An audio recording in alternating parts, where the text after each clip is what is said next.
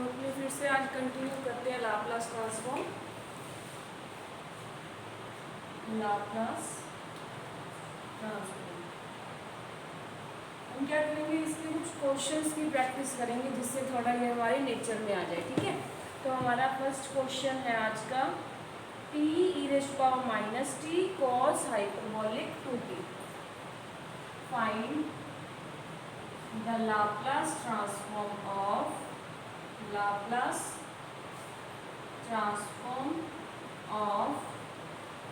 t e⁻t cos hyperbolic 2t। ये हमारा question है। ठीक है, तो अपने सबसे पहले इसको सॉल्व करने के लिए क्या करेंगे, देखो हमारे पास कोई भी फंक्शन है जो कि हमने कंसिडर कर लिया ft के इक्वल है, तो अपने को अब इसका लाप्लास ट्रांसफॉर्म निकालना है। अब इसमें अपने को सारी थ्योरम्स अपने माइंड में रखनी होगी कि हम कौन कौन से थ्योरम का यूज करके इस क्वेश्चन को इजी बना सकते हैं। ठीक है, तो आपके माइंड में सबसे पहले क्या आता है, क्या लगाना चाहिए? सबसे पहले cos हाइपरबोलिक 2t को चेंज कर दें। क्या फॉर्मूला लगाएं, इसका क्या फॉर्मूला होता है? Very good. तो लाप्लास ट्रांसफॉर्म अपने को फाइंड आउट करना है cos हाइपरबोलिक 2t का। ये होता क्या है, आगे c है तो ऊपर क्या आ जाएगा s, और हाइपरबोलिक है तो उसमें क्या आ जाएगा s² माइनस का साइन आ जाता है। a² a हमारा है 2 तो a² आ जाएगा 4। लाप्लास ट्रांसफॉर्म ने इसका कर लिया। अब e की पावर -t है तो ये क्या बन जाएगा, फर्स्ट शिफ्टिंग थ्योरम। तो फर्स्ट शिफ्टिंग थ्योरम हमने यूज कर ली। फर्स्ट शिफ्टिंग थ्योरम यूज करेंगे, वो क्या कहती है, e की power -t cos hyperbolic 2t अगर साथ में हो तो क्या होता है, s की जगह s माइनस a आ जाता है। तो यहाँ a की जगह क्या है, -1 है, तो क्या हो जाएगा s +1 अपॉन में s+1 का होल स्क्वायर -4। तो ये हमारे पास इतना आ गया। अब आ गया साथ में t का फैक्टर भी, थर्ड क्वेश्चन। तो यहाँ पे अब क्या यूज करेंगे, कौन सी थ्योरम है हमारे पास, t⁻n फंक्शन होता था तो उसका लाप्लास ट्रांसफॉर्म कैसे निकालते हैं, -1 की power n bn bsn of fs, ये थ्योरम लगा देते हैं। तो यहाँ क्या आ जाएगा, लाप्लास ट्रांसफॉर्म ऑफ t की power 1 e⁻t cos hyperbolic 2t, ये हमारे पास इक्वल आ जाएगा -1 raise to power n, sorry -1 raise to power 1 d1 ds1 of fs। fs हमारा है ये वाला s+1 अपॉन में s+1 का होल स्क्वायर -4। अब ये हमें सोल्व करना है। ठीक है, अब माइनस का साइन एक आगे आ जाएगा, Laplace transform of t e⁻t cos hyperbolic 2t equal आ जाएगा माइनस।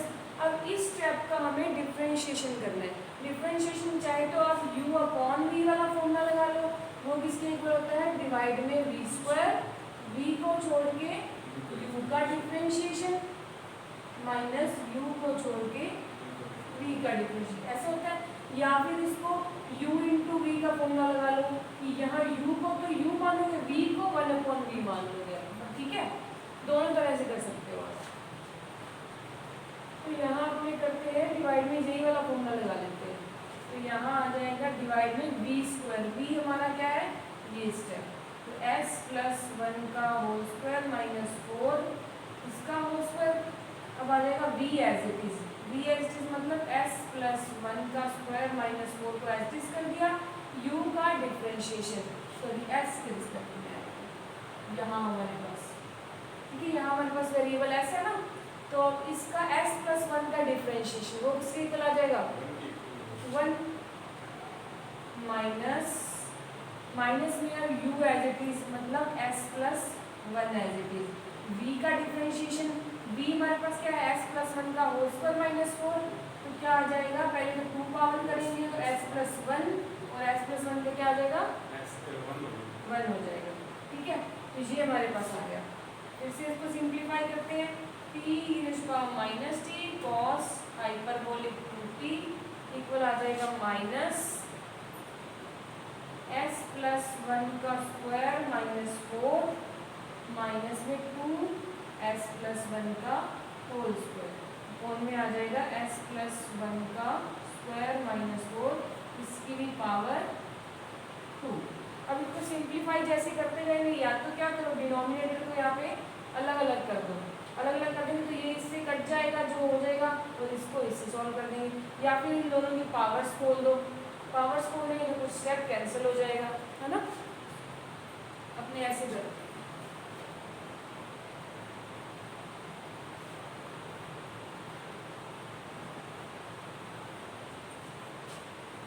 तो हमारे पास आ जाएगा माइनस बाहर पड़ा है, s प्लस 1 का होल स्क्वायर खोल देते हैं, s प्लस 1 का होल स्क्वायर खोल देते हैं तो s square plus 1 plus 2s minus 4 minus twice of s square minus 2 minus 2 two जा 4s, ठीक है। डिवाइड में हमारे पास आ जाएगा s प्लस 1 का होल स्क्वायर माइनस 4, इसकी पावर आ गई 2। यहाँ हमने सीधा इसका a प्लस बी का होल स्क्वायर खोल के आगे 2 से मल्टीप्लाई कर दिया, ठीक है। तो सिंप्लीफाई करने के बाद आ जाएगा माइनस का s स्क्वायर, यहाँ से 4 माइनस 2 6, माइनस का 6 और माइनस का 5 आ जाएगा, और माइनस का 2s आ जाएगा, अपॉन में आ जाएगा s प्लस 1 का होल स्क्वायर माइनस 4, इसकी पावर 2। माइनस कॉमन ले लो तो s square plus 2s plus 5 upon में s प्लस 1 का होल स्क्वायर माइनस 4, इसकी पावर आ जाएगी 2। तो ये हमारा आंसर आ गया, ठीक है, लाप्लास ट्रांसफॉर्म का।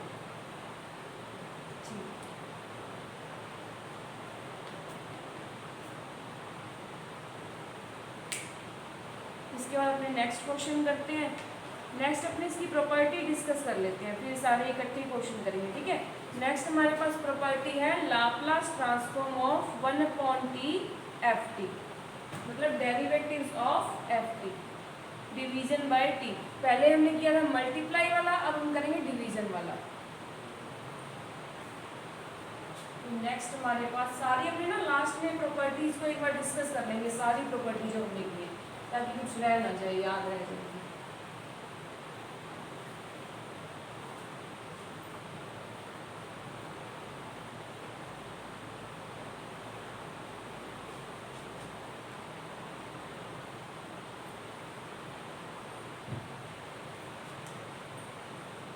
Laplace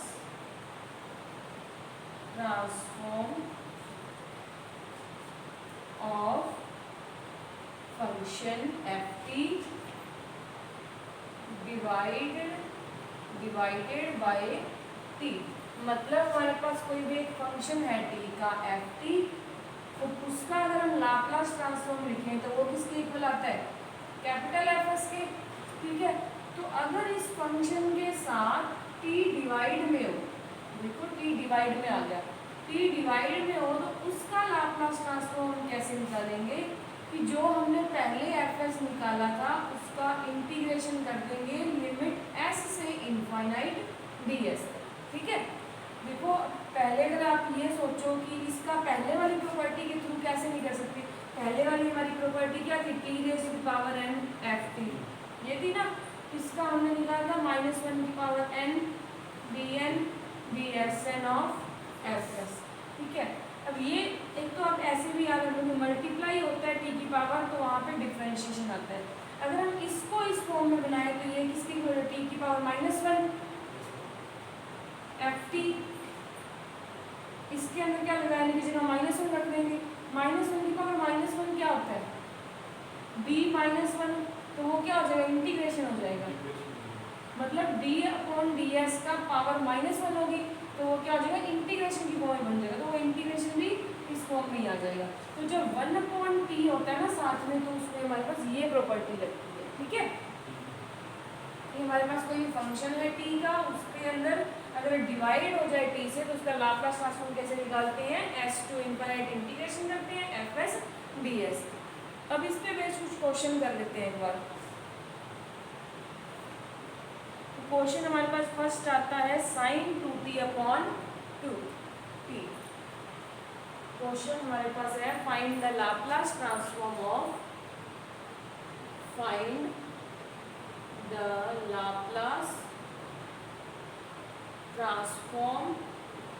of sine 2t upon t। अब ये तो हमारे लिए इजी हो गया बिल्कुल, क्योंकि धीरे धीरे जैसे आदत बन जाती है क्वेश्चन करने की तो समझ आ जाता है। तो इसके लिए हम पहले फंक्शन किसको मानेंगे, साइन 2t को मानेंगे, क्योंकि t वाली तो प्रॉपर्टी लगानी है। साइन 2t लगा देंगे तो लाप्लास ट्रांसफॉर्म ऑफ ft, ये किसके इक्वल आ जाएगा, यहाँ s है तो ऊपर क्या आएगा a हमारा 2 अपॉन में s square plus a square, a हमारा है 2 तो s स्क्वायर प्लस 4 आ जाएगा। ठीक है, इसका लाप्लास ट्रांसफॉर्म हो गया। अगर यहाँ पे t है डिवाइड में तो 1 अपॉन t साइन 2t, इसका लाप्लास ट्रांसफॉर्म क्या हो जाएगा, integration s to infinite fs, ये हमारे पास आ जाएगा। ठीक है, अब यहाँ हमारे पास same Laplace transform of 1 upon t sine 2t। अब 2 हमारे पास बाहर आ गया, 1 अपॉन x का इंटीग्रेशन क्या होता है, अब ये x नहीं है सॉरी s की पावर 2 है, तो इसका इंटीग्रेशन कैसे लिखोगे आप, 1 अपॉन में x का इंटीग्रेशन क्या होता है log x, और 1 अपॉन में a square plus x square, इसका इंटीग्रेशन क्या होता है tan इनवर्स x अपॉन में, पढ़ा हुआ पहले, पढ़ा हुआ ना, तो इसका इंटीग्रेशन आ जाएगा 2 as it is tan inverse x हमारे पास क्या है,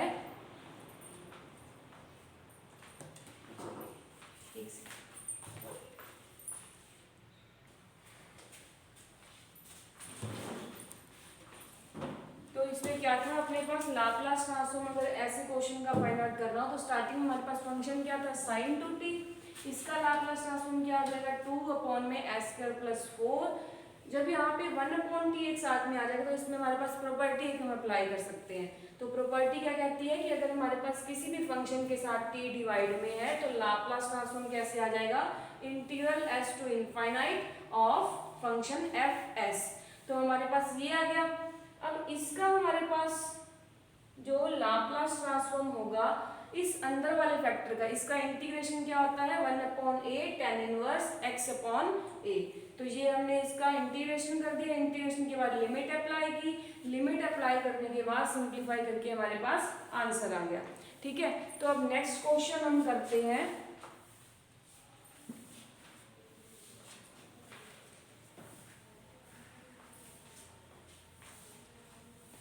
find the Laplace transform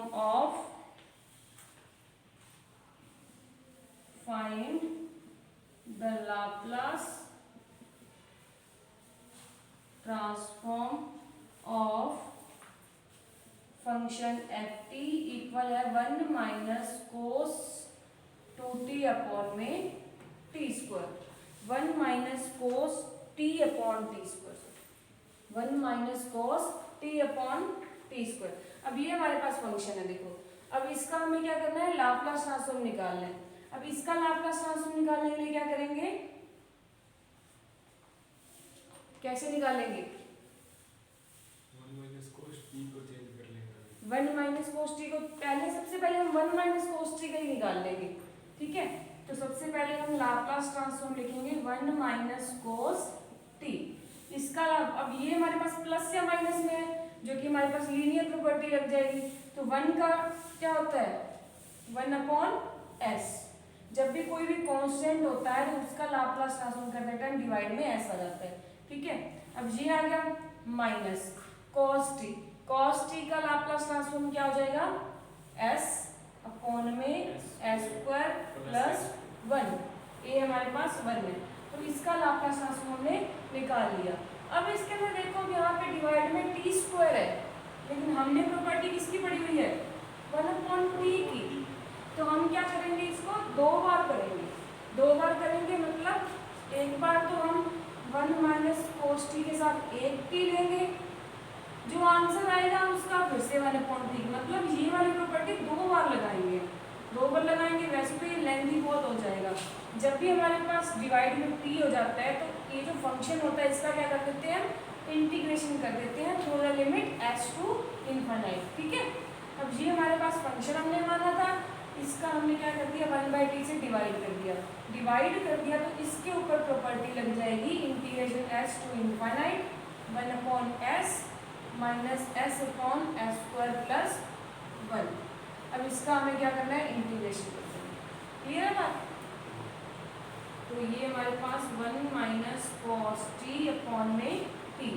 अब 1/s का इंटीग्रेशन क्या होता है, log s माइनस, अब ये हमारे पास u अपॉन v का फॉर्मूला बन गया, या फिर u इंटू v का लगा लो, मतलब u को छोड़ के v का इंटीग्रेशन माइनस u का डिफरेंशिएशन v का, इस तरह से क्वेश्चन मिलेगा। ठीक है, अब इसको हम u इंटू v से करेंगे क्योंकि हमें इंटीग्रेशन बाय पार्ट्स किया हुआ है ना हमने।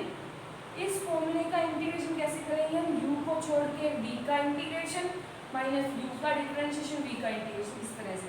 तो s हमारे पहले u को छोड़ा, s को छोड़ दिया, इसका इंटीग्रेशन 1/s स्क्वायर प्लस 1 का इंटीग्रेशन हमने अभी किया था लास्ट क्वेश्चन में, tan इनवर्स s है ना, tan इनवर्स s।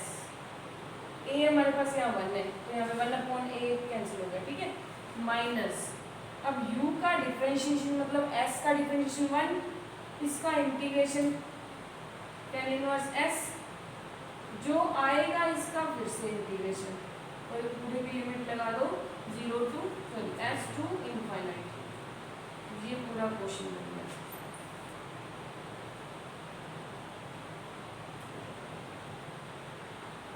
yes, इसके लिमिट लगा दो s से इनफाइनाइट।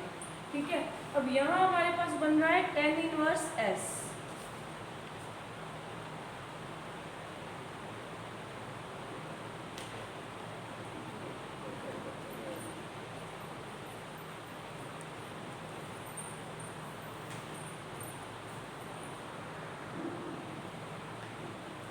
ठीक है, तो इसको हम और भी सिंपलीफाइड तरीके से करेंगे, सिंपल तरीके से इसको सोल्यूशन करेंगे इंटीग्रेशन।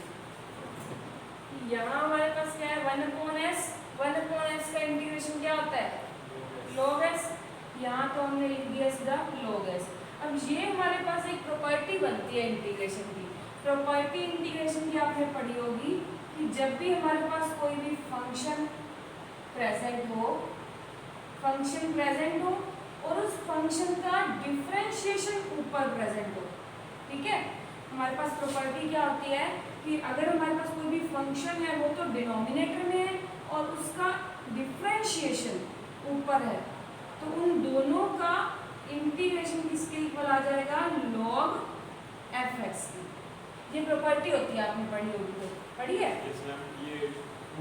हाँ, तो इसको 2 से मल्टीप्लाई और 2 से डिवाइड कर दें। अगर इस स्टेप को हम 2 से मल्टीप्लाई और 2 से डिवाइड कर दें, इस तरह से डिवाइड कर दिया, तो अब यहाँ हम क्या देखते हैं कि यहाँ पे क्या है 2s स्क्वायर, 2 से मल्टीप्लाई तो 2 से डिवाइड कर दें, मल्टीप्लाई हमने ऊपर कर दिया, डिवाइड हमने बाहर कर दिया।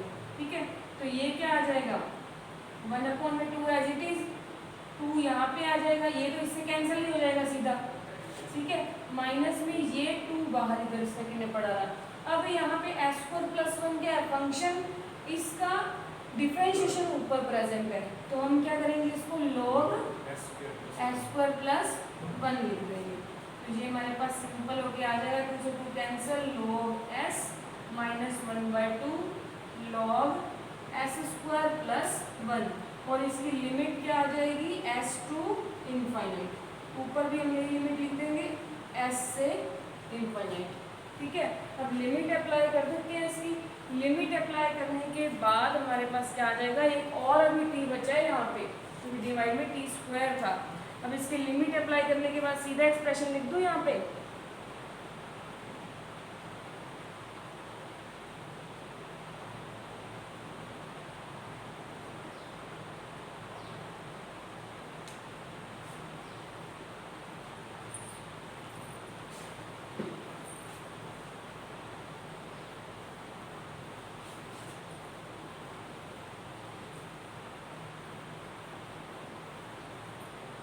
लिमिट अप्लाई करने से पहले इसको थोड़ा और छोटा कर लेते हैं ताकि लिमिट थोड़ी इजी हो जाएगी। तो Laplace transform of 1 minus cos T upon T equal किसके आ जाएगा, लॉग ए माइनस बी की प्रॉपर्टी क्या होती है, लॉग ए अपॉन में बी। तो यहाँ आ जाएगा एस स्क्वायर प्लस 1 इसकी पावर में 1/2 property S to infinite limit लग जाएगी। अब लिमिट लगा दो, अपर लिमिट इनफाइनाइट आ जाएगा, लॉग इनफाइनाइट क्या होता है, 0। तो बाकी की लिमिट हमारे पास यही रह जाएगी, log 0 minus log S upon में S square plus 1 under root कर दो इसका, या पावर कर दो, हाँ कोई बात नहीं, ठीक है। अब हमारे पास एक और प्रॉपर्टी, एक और टी बचा है, तो सीधा Laplace transform of 1 minus cos T upon T बचा था, इसका एक बार और टी कर दिया। एक बार और टी कर देंगे तो इसका फिर से integration S to infinite minus log S upon में एस स्क्वायर प्लस 1 इसकी पावर हाफ डी एस। फिर से इसका इंटीग्रेशन कर दो। इंटीग्रेशन अब कैसे करेंगे इसका, लॉग एस अपॉन में लॉग एस का इंटीग्रेशन, ये हमारे पास एक बड़ी लेंथी प्रॉपर्टी बन जाएगी, है ना, बड़ी लेंथी प्रॉपर्टी बन जाएगी अब इसकी, क्योंकि मतलब एक फंक्शन का इंटीग्रेशन करने के बाद अब सेकंड टाइम इसका फिर से इंटीग्रेशन करना है। सेकंड टाइम इंटीग्रेशन करना है तो इसके लिए सीधा इंटीग्रेशन बाय पार्ट्स होगा इसका, u इंटू वी से, या तो इस तरह से किया या फिर अगर इस तरह से करो तो भी सेम है। इस तरह से इंटीग्रेशन करेंगे तो भी ठीक है, इस तरह से करेंगे तो भी ठीक है।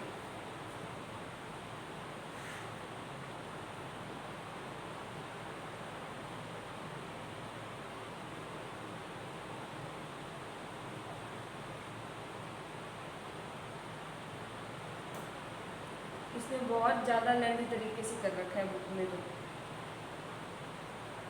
डायरेक्ट रिजल्ट लिख दूँ क्या इसका, डायरेक्ट रिजल्ट लिख देखिए, बहुत ज़्यादा लेंथी, क्योंकि इसमें अपनी वो सारी प्रॉपर्टीज लगाई हुई है इसने। तो इसका रिजल्ट आएगा 1/π/2 प्लस s/2 π/2 प्लस s/2। आपके प्रीवियस ईयर के अंदर जो क्वेश्चन आए हुए ना वो भी करवा देती हूँ आपको। π/2 plus s/2 log s square plus log s square upon में S square plus 1 minus tan inverse s minus tan inverse s।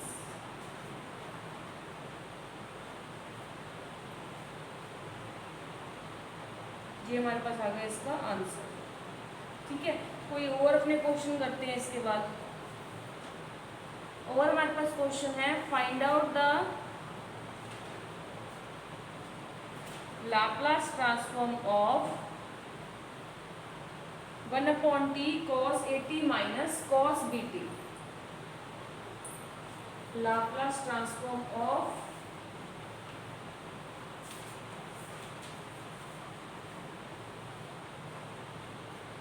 1/t cos at minus cos bt।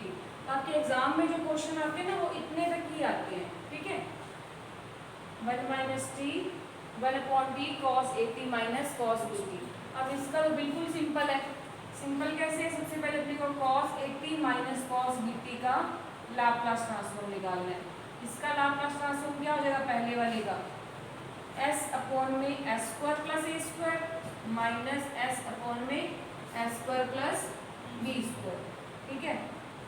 अब 1/t दे रखा है, 1/t दे रखा है तो इसके ऊपर प्रॉपर्टी लग जाएगी 1/t cos at minus cos bt। इसका अगर हमें लाप्लास ट्रांसफॉर्म निकालना हो तो वो किसके इक्वल हो जाएगा, इस पूरे स्टेप को इंटीग्रेशन करना होगा s से इनफाइनाइट लिमिट के अंदर। s अपॉन में s square plus a square minus s upon में s square plus b square, ठीक है। अब इसका हमें इंटीग्रेशन करना है। इंटीग्रेशन करने के लिए सेम वही फॉर्मूला लगाएंगे कि जब हमारे पास न्यूमरेटर और डिनोमिनेटर प्रेजेंट हो, न्यूमरेटर में फंक्शन हो और ऊपर उसका डिफरेंशिएशन प्रेजेंट हो, तो हम क्या करेंगे, अब इसको 2 से मल्टीप्लाई कर देंगे और 2 से ही डिवाइड कर देंगे। इससे क्या हो जाएगा, सिंप्लीफाई हो जाएगा थोड़ा सा, इसका इंटीग्रेशन हम डायरेक्ट लिख सकते हैं। तो 1/2 as it is. First step का इंटीग्रेशन क्या हो जाएगा, log s square plus a square minus log s square plus b square. Limit आ जाएगी फ्रॉम s टू इनफाइनाइट। अब लिमिट अप्लाई कर देंगे। लिमिट अप्लाई करने से पहले इसको थोड़ा और छोटे तरीके से कर लेते हैं।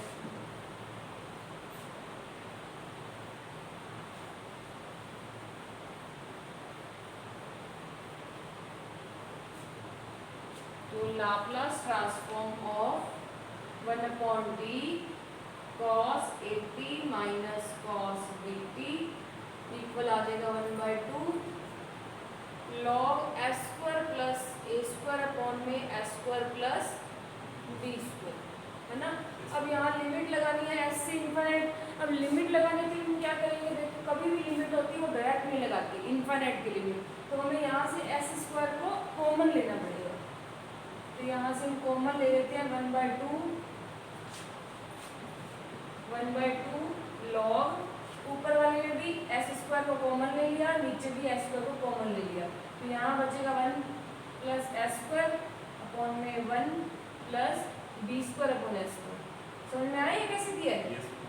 क्यों? क्योंकि हमें इनफाइनाइट की लिमिट लगानी है, और इनफाइनाइट की लिमिट लगाने के लिए हमें डिनोमिनेटर में s स्क्वायर होना चाहिए। माइनस में आ जाएगा log, ये तो सेम एक्सप्रेशन ही आ जाएगा, s square plus a square upon s square plus b square. ठीक है, अब लिमिट यहाँ लगा दी। इनफाइनाइट अभी लिखना है यहाँ पे, यहाँ आ जाएगा इनफाइनाइट, यहाँ भी आ जाएगा इनफाइनाइट। ये s स्क्वायर से s स्क्वायर कैंसिल हो गए। तो 1/2 यहाँ आ जाएगा, ये 0 बन जाएगा स्टेप, ये दोनों स्टेप 0 बन जाएंगे, और log 1 की value 0 minus log s square plus a square upon में s square plus b square. तो ये हमारे पास आ गया सॉल्यूशंस। ठीक है, इसके बाद नेक्स्ट इसकी प्रॉपर्टीज आती है unit step function and second shifting theorem. मतलब फर्स्ट शिफ्टिंग थ्योरम ने कर ली थी, सेकंड शिफ्टिंग थ्योरम भी आएगी, उस पर बेस्ड कुछ क्वेश्चंस आएंगे। तो इसके बाद हमारा लाप्लास ट्रांसफॉर्म खत्म हो जाएगा। तो इसके बाद नेक्स्ट प्रॉपर्टी है, हम अपने नेक्स्ट क्लास में डिस्कस करेंगे। आज की क्लास में इतना ही। Thank you students.